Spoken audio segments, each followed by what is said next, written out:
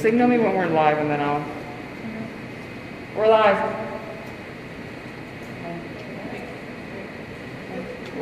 Thank you for joining us today with Gracie Berry and the Artist Talk for Lancaster City Public Art. Gracie Berry, thank you for joining us today. Welcome. Thanks for having me. Please share with us your drum. Yes, this is beautiful. I'm so excited about Jerry being here. I know being here. Celebrate. Happy birthday, Jerry. Aaron Brady, also a local artist, Papa Gallery. Tyrell Hawk, Tito's local artist as well, joining Gracie Berry in drum. Ancestral drum call. An ancestral drum call. Fantastic.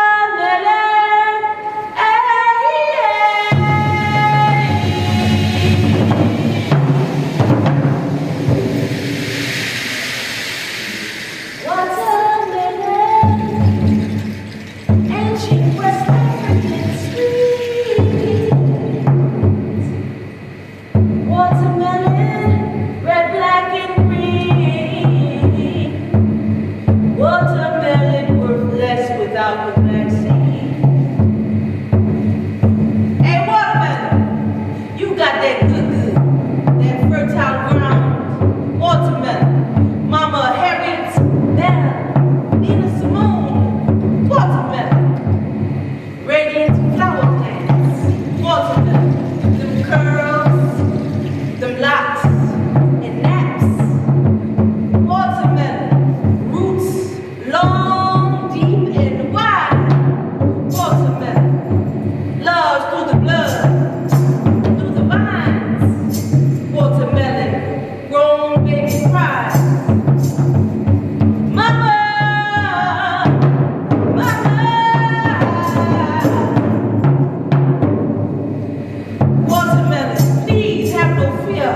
proton.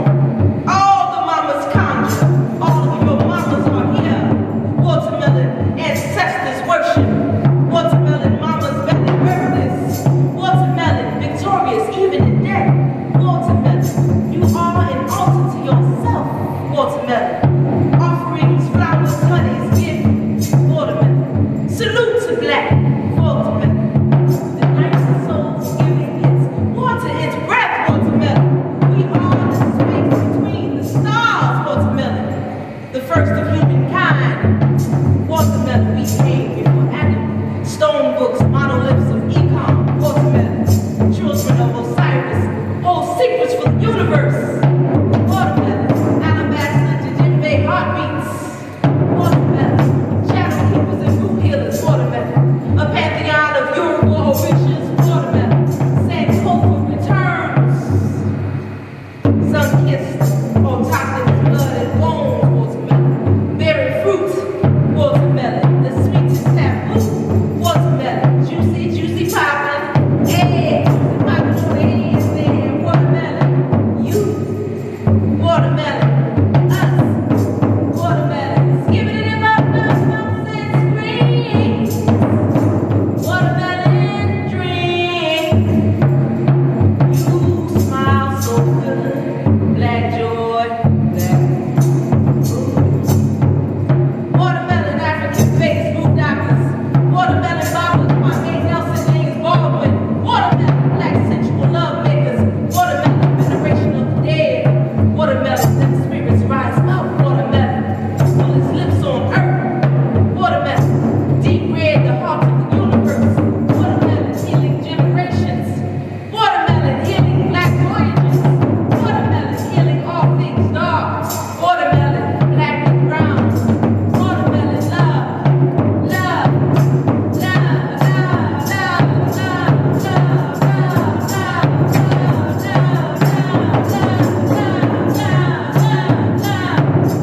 Watermelon, worthless without them black seeds. Watermelon, them black seeds are resting now, right now in ancient pharaohs' tombs. Watermelon, we come from someplace. Watermelon, Giza, evil landing, cross river state. Watermelon, our glow is the dark. Watermelon, we can't breathe. Watermelon, we are breath. Watermelon, breathe for the ones who ain't here. Watermelon, and don't you ask yes. Watermelon, live this beautiful life. Watermelon, seek this beautiful truth. Watermelon, please. Watermelon, please. Break through curses. Watermelon, please. Break through goddamn.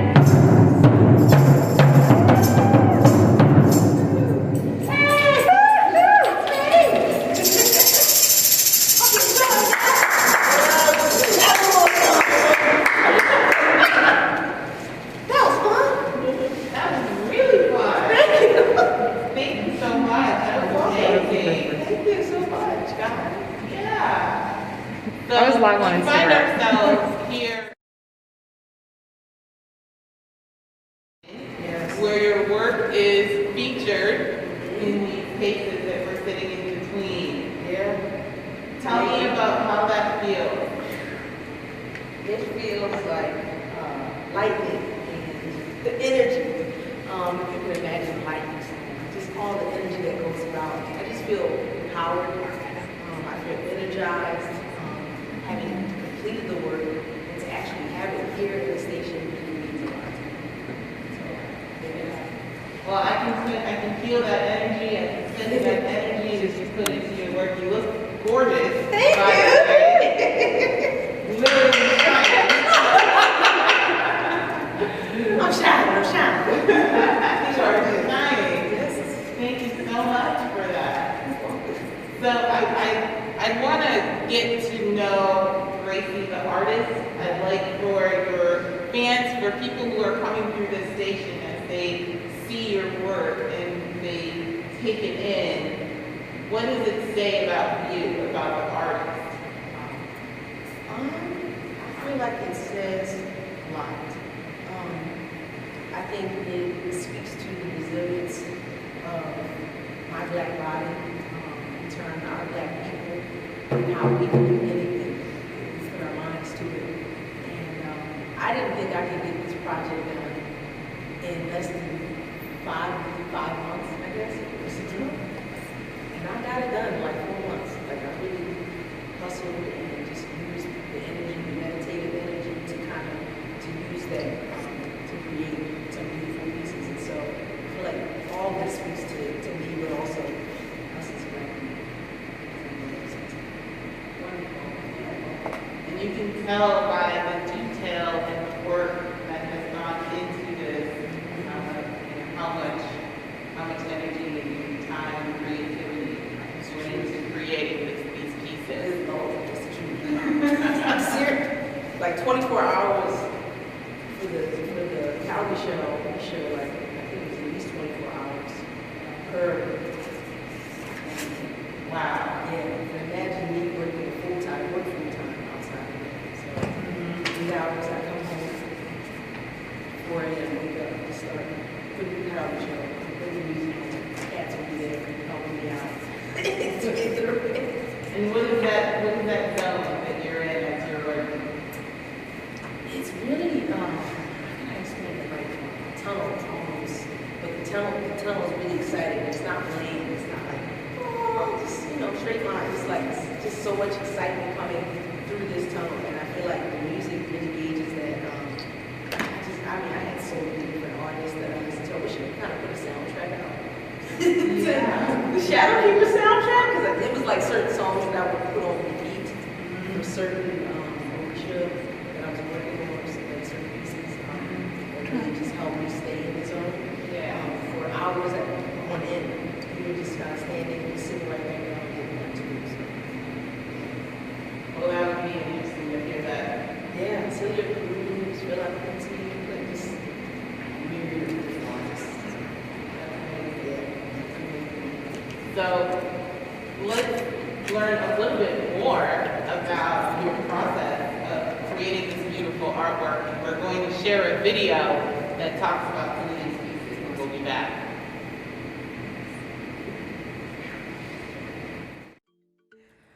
OLOKUN. Deep dark waters.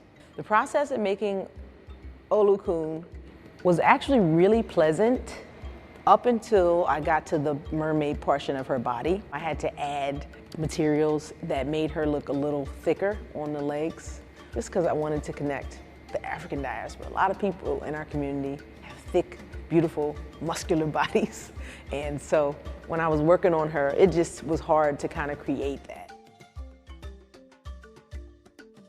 So OBATALA is considered the creator of the sky. The materials included in creating OBATALA is a ton of cowrie shells, which are African shells, rope, there's metal, and I chose those specific things to create OBATALA's being because those are some of the things that OBATALA actually likes. The thing that is most special on OBATALA is OBATALA's crown. It just crowns the being with omnipotence, strength, and power, and it's large. It's almost like antennae, which I think of like dreadlocks as a similar thing, like where it's connected to God. Some of the materials used on Orunmila include light bulbs, an amulet, which is a necklace, as well as rope for his hair. I thought I wanted to make Orunmila look cool and approachable. And frohawks are amazing, hair is amazing. The hardest part about Orunmila were putting the cowrie shells on his legs, his one leg, the one long leg, because it's long and it just took forever. It seemed like the shorter limbs I didn't take as much time with, but I would say that was the most challenging part.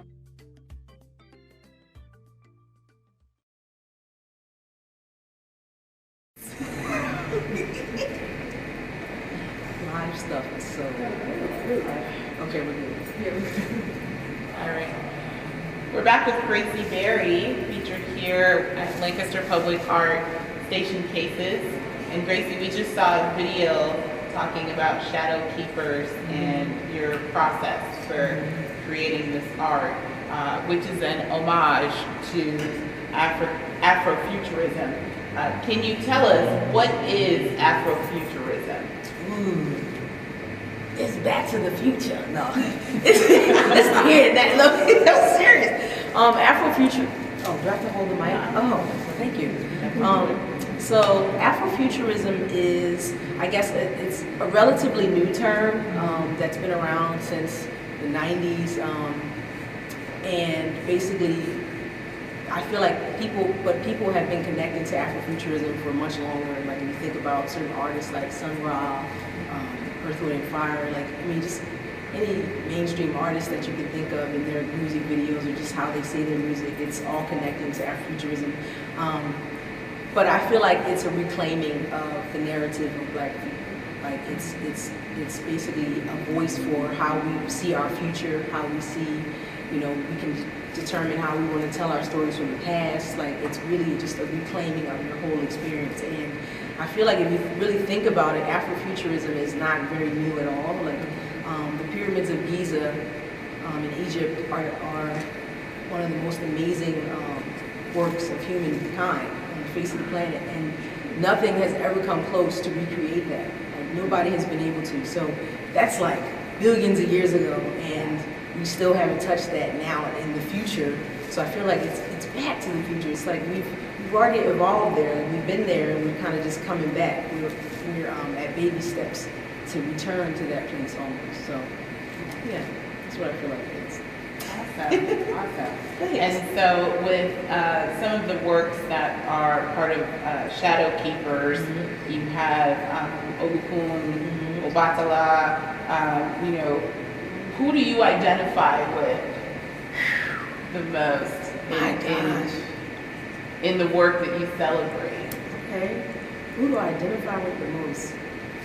I would say all of them. I can't pick one. Okay. That's right fair. Yeah, I can't really pick one. I feel like I chose them because there was something about all three of them that really made me connect to them. I think I have one OBATALA's kind of colors, like OBATALA loves silver and white, like just it's royal, regal. Yeah.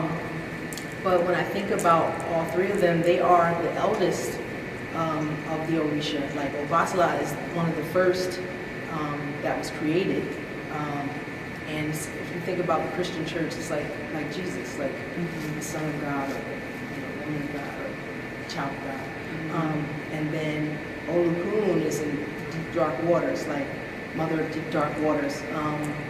And she was there when, enslaved Africans were transported during the slave trade, and she kind of helped them to have peace and sanctity, like during that time when they died horribly. She gave them refuge, so I feel like I'm just connecting with everybody in that sense. And then you got Rumbala, I mean, amazing, like so fair, and a prophet, and can really talk about wisdom and going back, and also talking about your future and your present, and just really give you honest feedback about that. So all of those I connect with. Yeah. So one of the really cool things I loved about the piece behind us, and That's Orunmila, was his hair, and how important hair is to our culture, and you had some timepieces around his hair and that symbolism, and you have dreads as well. Talk about that symbolism. Yeah, I feel like hair is as historically to African people as just anything. Like, it's really significant to our experience as our skin. And so when I'm thinking about hair, like, I kind of wanted to create a fro hawk, if you will, with him, but like with light bulbs, because when the light goes on, it's like knowledge comes on, like you got the wisdom, and then there's also his locks, in general. Like, I love that we shared that, and doing his locks was amazing, like creating that whole ambiance, and then putting like clocks in his hair, for the time travel. Like, that was really important. So Fantastic. So tell us about when you knew that art was your calling as an artist. Well, I would say from a young age, I kind of grew up in foster care and just had a very difficult upbringing, so art would always find its way to me. And so I started kind of getting interested in like dance and performance art in Philly with African dance companies, and here in Lancaster with Imani. And then going to Lincoln University, like that just opened up a whole myriad of artistic outlets that I had no idea about. So I would say from childhood, my experience gave me that connection. Fantastic, fantastic. So we're going to continue to learn more about your work and your process with another video. Cool.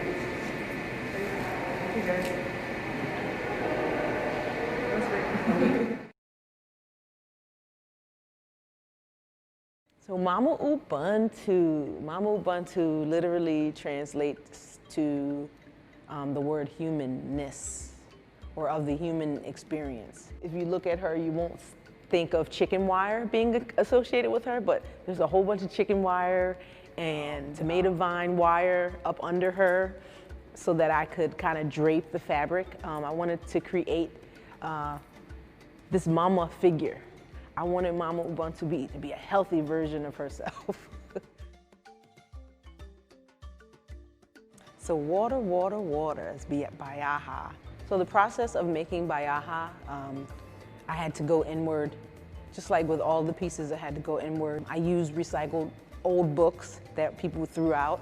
So I went through and chose wording that either looked different or different colors and stuff like that. I actually crafted the poems myself, but I used recycled old books. Asa Usa. So Asa Usa is the elder of my African face head sculptures. I had to create her face from scratch almost, like the features that were on the mannequin were not African and very flat. So I had to build up her face. So just finding materials to do that was interesting. So playing around with different kinds of clay. I had to use a clay that didn't hard like glass. I had to use something that was pliable and could still be kind of moved a little bit. So that was a little hard. ZINA translates to secret spirit.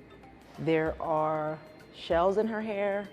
There are burlap. There's a first set of my locks, so I wanted her to have my hair. I used mannequin heads, vintage mannequin heads, like made of fiberglass. There are beads and pearls, anything associated with beauty.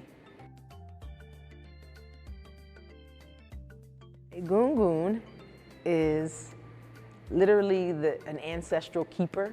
Fortunately, I didn't have to create the actual shape or figure from the ground up, but you want to use actual real material, like so things you can find in nature on the egungun. I actually had to really go out and search for some of the, like the ram's horns and the sheep's wool.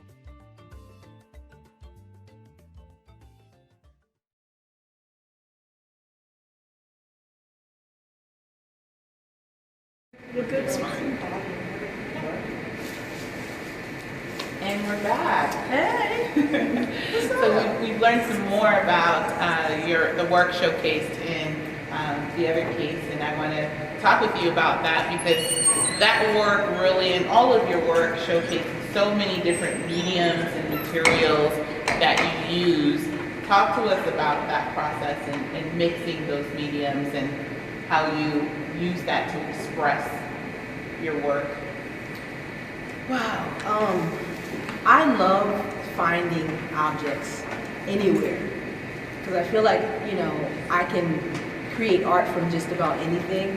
And so it's like the thrill of the hunt for me. So I kind of just start this like process of just going for, just searching around. Like, so I'll go to my local spots that I go to. I won't name those right now because they're kind of like my, you know, yeah, it's close to my heart. But in the woods, you know, like I like natural things like wood and stones, and there's a lot of cowrie shells you'll see on my art. That's very, very important to me. Cowrie shells actually used to be considered, they used to be used as currency back then, like any other gold or, you know, silver. And and I don't know when that changed, but I feel like it's regal in that sense where I'm like its worth is beyond this place. And I don't know, I love all types of objects. So you'll see tons of different things, fabric, all types of stuff that's in there. One of the things that I really love on Mama is the pictures and the connection, and your work is, again, honoring that West African, culture. And talk about your decision with the pictures and, the peoples. So Mama Ubuntu, Ubuntu means humanness, or human, in South Africa. And basically she has all these beautiful ancestors that lived, that transformed the diaspora in ways that are are unimaginable. And I feel like each of them come from different parts of the world. So you got Africans from Germany, you got Africans, Marielle Franco, an African from Cuba.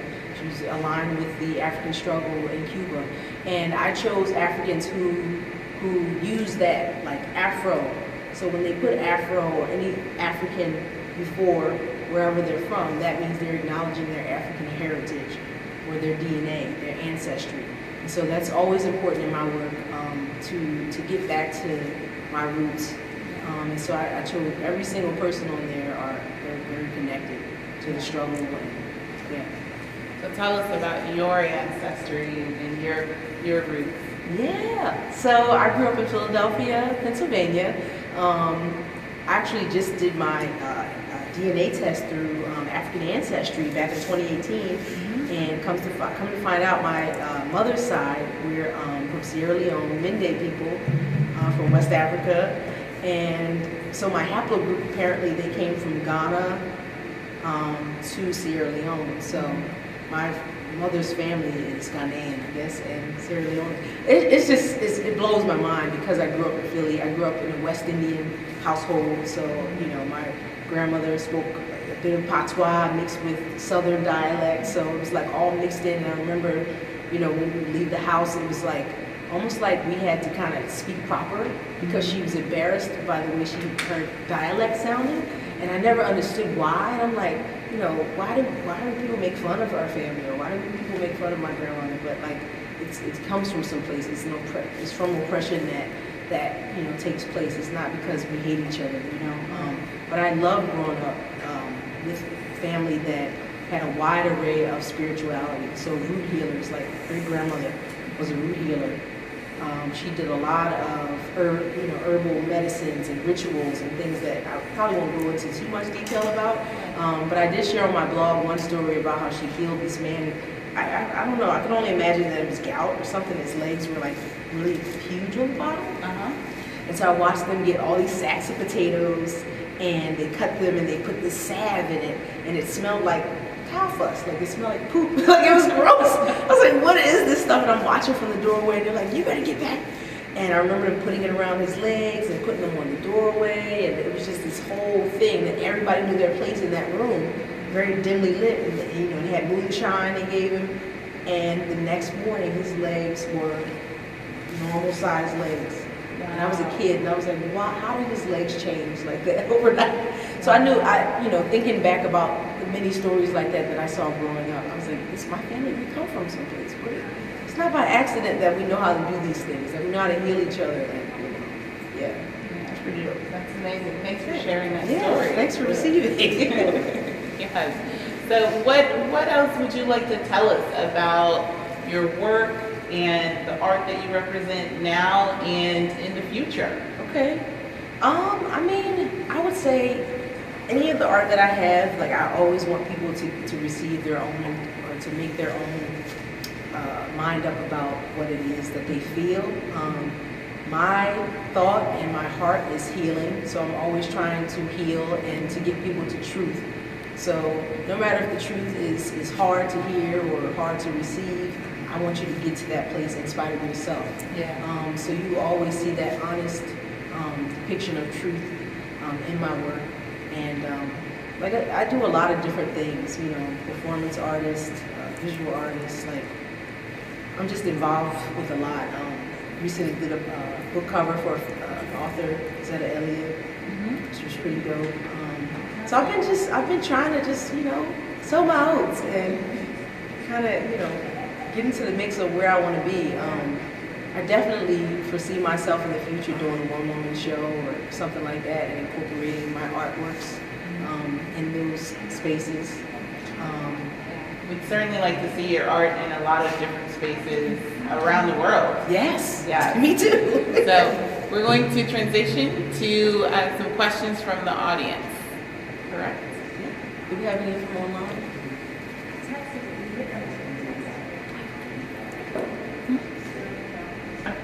Okay.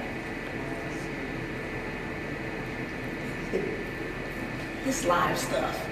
Goodness.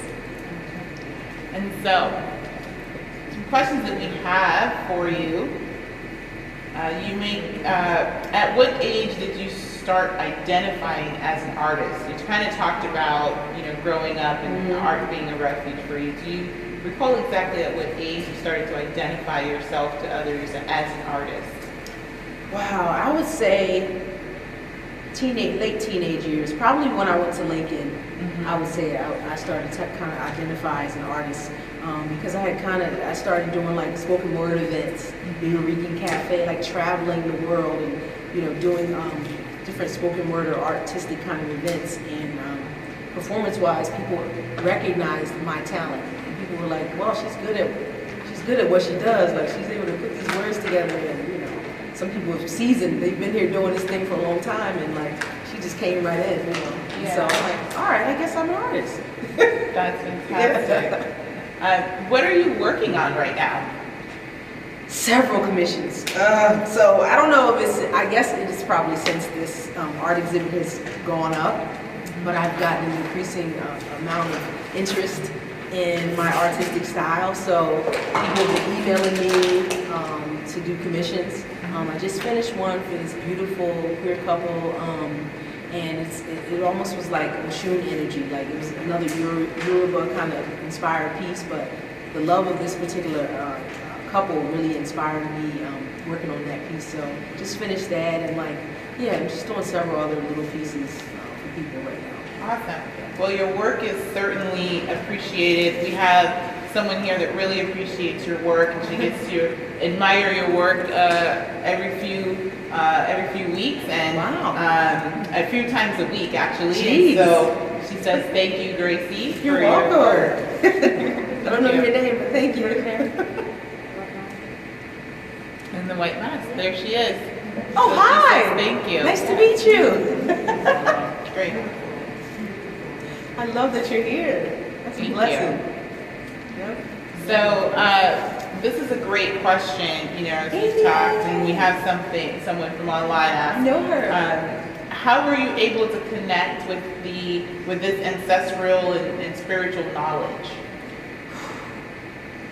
Like I said, I've been exposed to it since a child. I didn't understand what it was.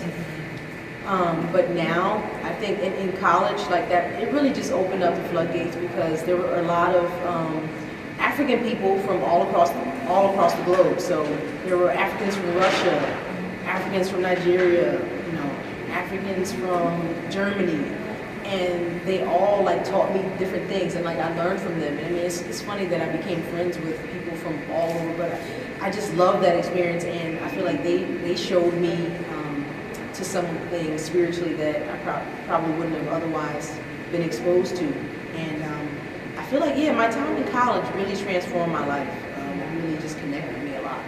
Yeah.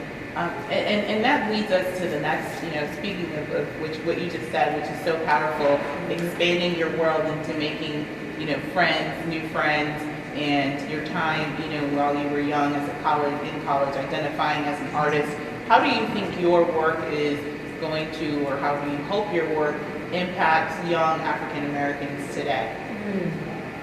Well, I don't hope it just inspires African Americans. I hope it inspires all Africans from all over the globe to just stand in their truth, to be who they want to be. Like, we can literally do anything we want in this world, even with the oppression, even through all of it. That's why I said in my poem, don't acquiesce. Don't give in to what someone says you can't do just because of the color of your skin or how you look. You can really, literally do anything you want. And I was blown away, you know, myself, just with all the stuff that I actually created. I was like, wow.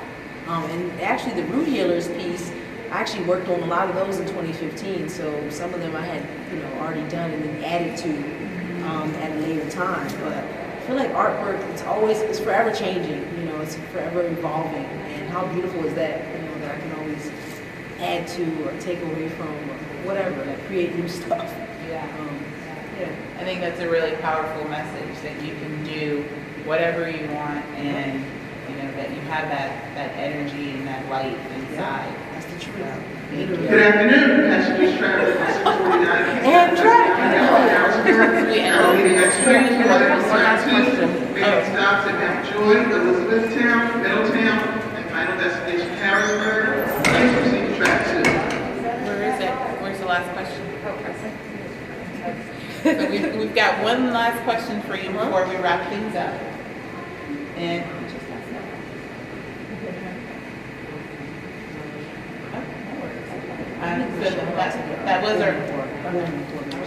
that was our last question, but I just want to end with you, you know, maybe acknowledging any folks that have supported you along the way, or any shout outs. Shout out to my family, my homie, Jack, like Tyrell, Pava Gallery, like just for holding me down during this time. Like everybody was mad supportive during this time. You know, people gave me space when I needed it. People showed up when I needed it too. I was mostly very alone, but you know, I would invite people in sometimes. My goddaughter came over one day.